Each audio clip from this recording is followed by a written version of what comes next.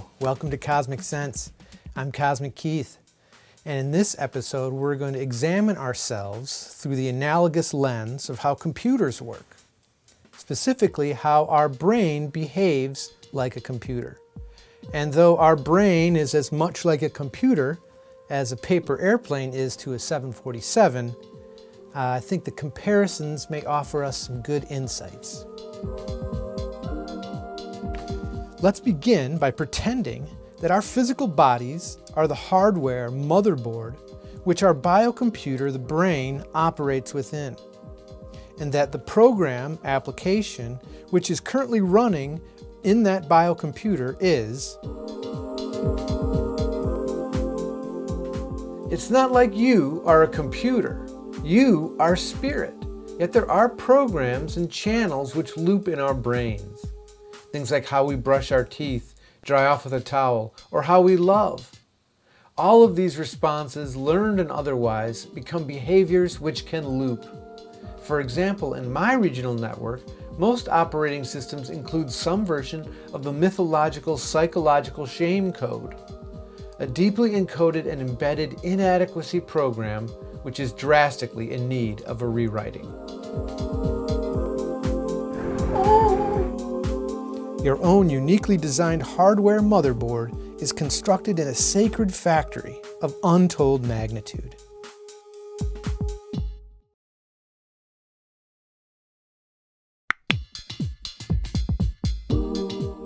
At this point, the installation of an operating system onto the biocomputer commences. This operating system is a series of programs and protocols which, though continually modified over the operational life of the biocomputer, are largely copied over from the parental unit's operating systems which live in their biocomputers. Your biocomputer's operating system is also imprinted with programming from the regional Earth network where it initially logs in and operates. Though there are very different operating systems within every regional network, for the most part, this programming is common to all biocomputers within a given network. Note, the entire population of biocomputer applications and their regional networks, no matter where they are and will always be connected to a single universal network. All life, all animals, all plants, every cell, every molecule, and every electron are vital, interconnected parts of this vast universal network. Currently, the entire Earth network is in the process of upgrading itself. Thus, the task of preparing your biocomputer, modifying the programming of your operating system, is vitally important if you wish to log in to this higher vibrational, super fast new Earth network. The shame program was a program that duped individual biocomputers into believing that all their power needs would be taken care of by the network, and thus convinced them that their internal power source was inadequate. In order to log into the new higher vibrational Paradox 5.0 software, you're going to have to reconnect with that inner power source. This fantastic, creative process can begin whenever you're ready. And it is optional. If you don't want to do it, you don't have to do anything. The old network will be maintained off-site for those who wish to remain attached to it.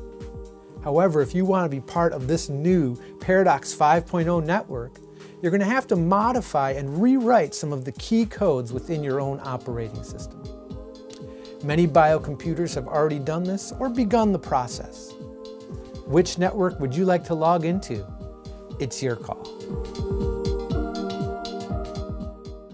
This episode of Kosmic Sense is brought to you by reality's new Instant Karma.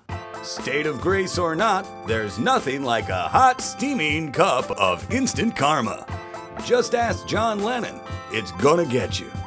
Yes, like never before, your actions will return to you instantly with this new product from Reality. Ah, now that's good instant karma.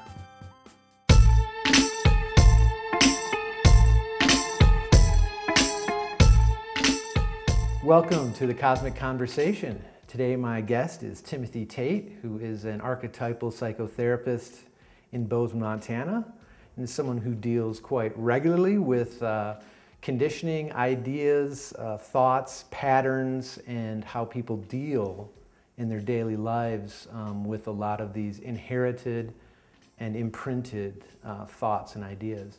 Thanks for being here, Timothy. My pleasure, sir. So let me read this comment and see what your thoughts are on it. Inherited thoughts, innate animal, breathe, eat, reach. Then there are imprinted thoughts from our conditioning. And those are not just do's and don'ts, but ideas at the very core of our being that we are inadequate. How did they sneak that in? And really, yeah. How did they sneak that in? Well, it is pretty damn sneaky. You're right in using that word. So what you're talking about is that deeply held belief that we're inadequate somehow. Yeah, and I think, you know, with Kosmic Sense, trying to reach into a larger common sphere, Yep. you know, a person like me has come to this idea of like, well, how did everybody get convinced that they were less than? Yes. It's not that we should feel bigger than the universe, or, Yes. but how is it we all sort of have felt comfortable or have, you know, allowed ourselves to sort of accept this idea that at our very core, like down at that very base, we are inadequate. Yeah, well, it is a long story, and we're going to roll the tape back to about 5,000 years ago. Okay. And we're going to take a look at some things that were laid down there. Mm-hmm. And what we need to keep in mind is this is the basis, the sense of inadequacy is the basis of all religion. Right, right. And that crosses from Western to Eastern, Yep. Is that correct? Absolutely. If we're talking about Judeo-Christian heritage, if we're talking about Muslim heritage, if we're talking about any organized religion, there has to be a fall from grace involved in the mythology. Mm-hmm. There has to be some leaving the Garden of Eden story. Mm-hmm. And it's that fall from grace which we're talking about. Because we're talking about the beauty of full union when we have a child, a fetus, an infant, however you want to describe it, in the womb of the mother. That's complete union. Then we have this process called birth, which stretches that union, and the umbilicus is cut to finish that separation. But now we have, for around a year and a half, a complete union still with the mother, because the child's focusing capacity doesn't make a distinction. Mother and child are still one. Okay. But then we have cognitive functions kicking in, we have behavioral capacity kicking in, we have the capacity to control or not control the bladder or the stool. We have these things that start to challenge parents on how to have a well-behaved child. Gotcha. And the well-behaved child notion is the epitome of what we agree is normal. And that normal has been written for 5,000 years, but it has something to do with obedient, respectful, controlled behavior. Okay. And there's nothing more effective than shame at that. That's why it's used. Bring that kid in line. If I can break your spirit, if I can make you feel inadequate, I got you. And then all of a sudden, he's a well-behaved kid. No problem. And then what happened later? Because the whole reality of that kid has gone underground. Yes. And okay, is there other cultures in our history that say didn't teach this or didn't have shame? Was there a way to do this without shame? Yeah. Did it ever exist and happen? It did, and still does, although in kind of changed formats, I suppose. What would be the way to talk about indigenous cultures today? Right, right. They're But deeply connected. indigenous cultures had no word for shame. And we're not trying to glorify some, native consciousness here, because that's regressive and we're past that. But there is a reason that we have become civilized, and it's come at the expense of what something might be called native or natural. And that's the quandary here. The price for civilization is shame. That's the entrance fee to civilized life. And this is so indetectable, and this idea is almost implanted at the same time that you get your name, that it's not something that, let's say, a quick fix can just get rid of. No, it's so inherent within our own belief about ourselves that we shame ourselves. That's how deep it is. We bought it so much that we look for reasons, and in our private thoughts are hard on ourselves and critical of ourselves and judgmental of ourselves about things we did or didn't do or say or didn't say. That's how deep it goes. We bought the script and use it on ourselves. So a lot of the behaviors that we sort of collectively agree as a culture, oh, these are bad, we are almost essentially stuck not even dealing with the causes of these as much as just trying to cut the symptoms off, or, you know, well, not dealing with the causes of these. No, we don't know how to deal with causes in our society. You earlier mentioned the quick fix. We are geared towards a kind of mentality that has to do with the superficial, and that's what a kind of consumer-oriented society does. It's how you look, it's how you appear, it's how you manage your possessions, etc. And this is not a critique on neo-capitalism, so we'll let that slide. But what we're saying is there are three forces that embed shame in our biocomputer's programming, and that's the home, the school, and the church. So, you know, by the time the child is in 8th grade, is 8 years old in 2nd grade, which is my kind of mark for when shame has completed its run, its construction, its influence, its embedding. The program has been completely loaded. Cinched up and completely loaded and spinning is 2nd grade. So how does this, it's not just how does this program run, but what does it look like when it's running, you know? Can you spell personality? I can, not on camera. Well, that's what it looks like. Our personality is our unique, tailored, complex compensation for feeling inadequate. That's all personality is. Okay, so help define that and get some more, so to help you know, people watching to understand. So what personality is? Yeah. Well, let's roll the tape back again to its origin, which is the word persona, which was a Latin word that had to do with the mask persona dramatis would put on to perform in the play being performed that night. So he'd put a mask on. That mask is called a persona. Okay, so you can kind of see where we're headed here. The mask that I have to put on to function normally in my society is my persona. That's the root word of personality. Okay. So back to what you began with, the biological predisposition and the formative experience in the womb and the birth experience and the first year out of the womb. Okay, I like the 9 months in, 9 months out anniversary. Okay. Okay, that's ego. Okay, so that ego is the the software imprinted. It's the motherboard. It's the motherboard, okay, gotcha. If we're using the biocomputer as a model, it's the operating system hidden within the definition of the machine we're talking about, of the person we're talking about. Gotcha. Ego. Yeah. Then the persona starts developing in that 2nd, 3rd, 4th, 5th, 6th, 7th, 8th year. Okay. Okay? That's an adjustment to shame. Right? We got that? Right, so it's almost like something that builds up over the ego, kind of like you use the image of a mask. So I see a mask that's maybe like getting stuck to your face and becoming you. And it is. Absolutely. You. Okay. That's right. Okay, No, so it gets stuck. So that's persona. That's persona.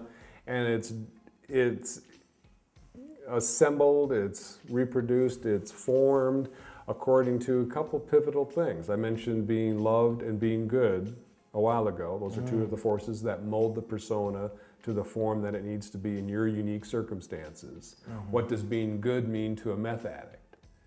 It means blowing some smoke and trying to smoke a joint when you're 5 years old. That's good.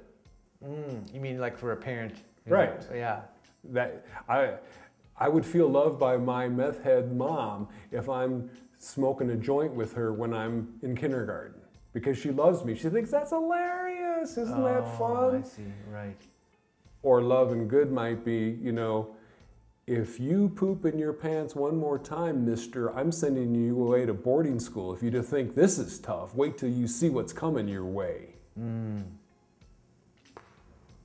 Boom. Both of those are ways of adapting to what the parents' belief of good is and normal is. So what we're saying is that the persona is the way in which our human beingness has developed a system, a software package, to manage the feeling of inadequacy. Because we understand there is nothing more devastating to the person than to feel inadequate. Yeah, that feeling of inadequacy, it just sucks your energy out. Anything to avoid that feeling. People will murder. People will kill to avoid that feeling of inadequacy. Do every day. It's happening right now somewhere. Yeah. Somebody's been cheated on, feels inadequate as a man, and is shooting somebody as we speak. The scenarios are available in every newspaper every day. So ego, persona, and then we have this wild-ass card here called character. Character is the promise of our own divine nature. Okay.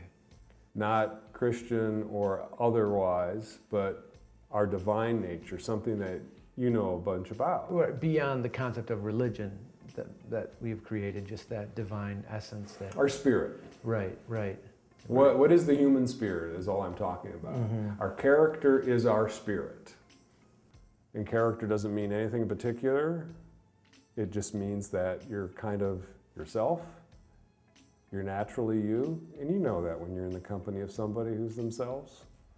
This isn't any big mystery. There's an energy, there's a presence, there's a vibe. Like when you wake up, let's say today, in today's world, when you wake up, are there behaviors in, like if you open the paper or you look at something on the internet or walk down the street, are there things that immediately remind you of how we are entrenched in this program of shame? Well, I think a couple things come to mind there. One is that what we're talking about is so basic and fundamental to our sense of reality that we call it unconscious. It's already so deeply running that we don't even know this program's running. So each of us have to really engage in a therapeutic experience to even dawn on the fact that we are not our personality. We're not talking about some anonymous people. We're talking about ourselves. We're talking about each other here. We're talking about what it means to face yourself and come to terms with who you really are, that you've always had a sense about, but you felt you had to betray in order to be loved, to be accepted, to be normal, to be successful. Okay? Yeah. You know, the reason that Goethe's plays Faust is so popular and continues to be replayed as well as Shakespeare is because they talk about these archetypal themes and the agreement we made with the devil to get accepted, to get wealth, to get whatever. And that deal with the devil we're talking about is accepting the persona as an identity. When in fact what we're trying to bring the news is, no, it is your way of covering up your shame. So it's corrupt, it's based in the wound. Is that how you want to flop around the rest of your life? It's driven by your wound? As long as you're in your personality, shame's in charge. Okay, that's weird. Yeah, so let's jump ahead into the idea of, okay, how to deal with this and what are some of the ways that transformation occurs when opening this door to try to seek your character, that part of yourself that you've always wanted, that's always been you, that's been fighting the personality for so long. Yeah. Well, a short crash course in this would have something to do with having the experience of being troubled in one way or another. So currently that's anxiety. Depression used to be it. Now anxiety is the forerunner of complaints, right? Okay.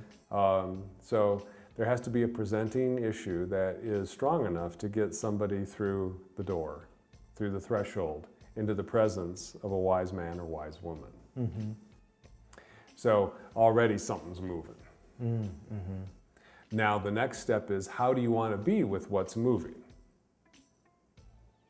Do you want to get rid of it? Do you want to medicate it? Do you want to use what the conflict is for growth? Because there are different ways to go here. Okay. If you want to medicate the symptoms, I got plenty of people to send you to. If you want to repress the symptoms by exercising more, by working more, whatever that might be, I got people to send you to. If you want to grow, then you're going to have to face your shadow. You're going to have to face everything you've avoided. Because in that is your power. Yeah. That's where the secret juice is. It's hidden in your shadow. Everything that you threw away and hated and were afraid of and avoided is what you have to reclaim. So the first step is kind of understanding this framework. The second step is doing shadow work. Meeting all in yourself that was driven away by this feeling of inadequacy. So when we start therapy, we will have within 48 hours, it's kind of fun to play the little wizard here.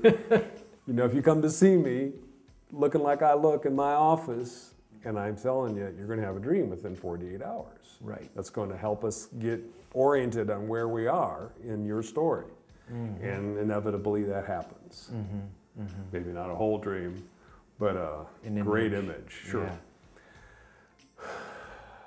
So the dream time is our impeccable narrative of where our unconscious is in relationship to our idea of ourself. Okay, right. So Timothy, if I were to ask you to maybe just give a short message or a short piece of advice to all the various cosmic viewers that are going to be all over the world in all different ages and all different languages, what sort of a message would you try to propagate to them at this time? Well, I think what we're talking about takes great courage, and it takes great capacity to accept that who you thought you were is a version of yourself that has a lifespan that is shorter than your actual life. The persona is not evil, it's not the enemy, nor is shame. It's archetypal to the human experience. We go through a fall from our natural self while we're in this embodiment. This itself is really confusing, this container we're in, to our soul energy, shall we call it.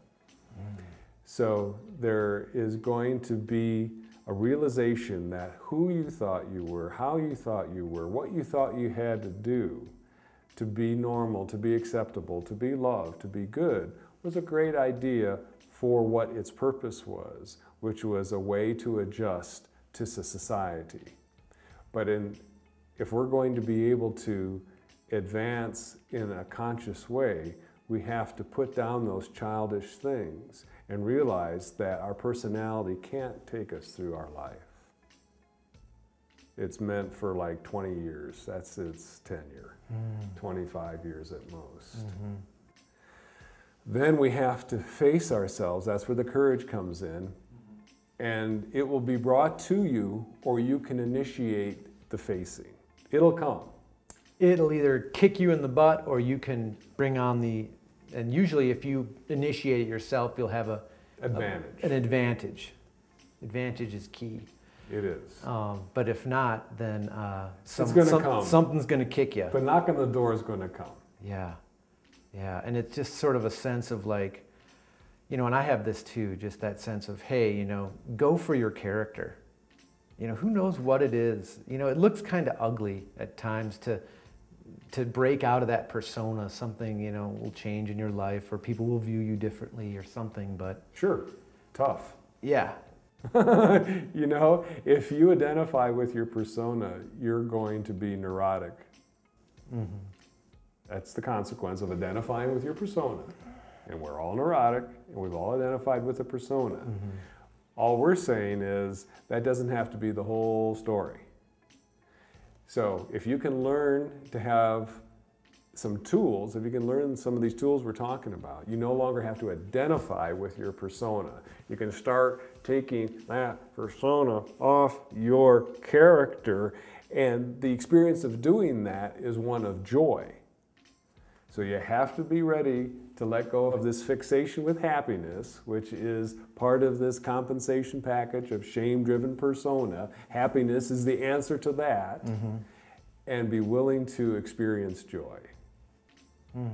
Well, I really appreciate you Timothy, taking some time to be part of the Cosmic community. And me too. Thank everyone for hanging with us on this conversation and find that Wow, character. that just turned off.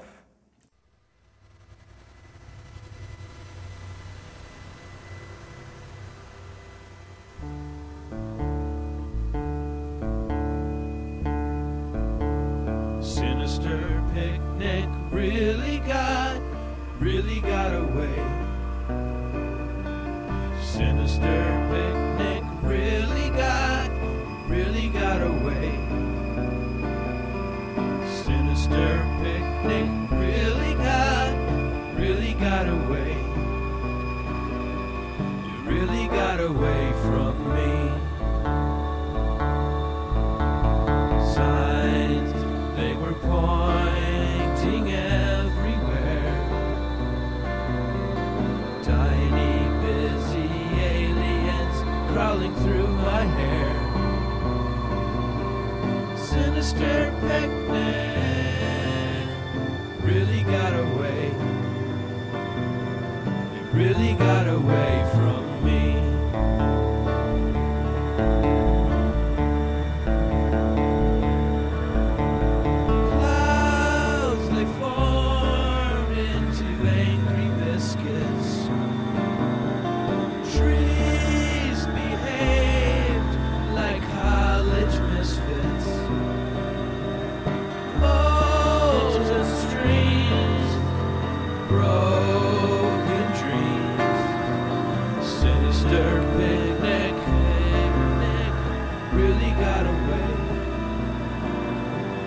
Really got away from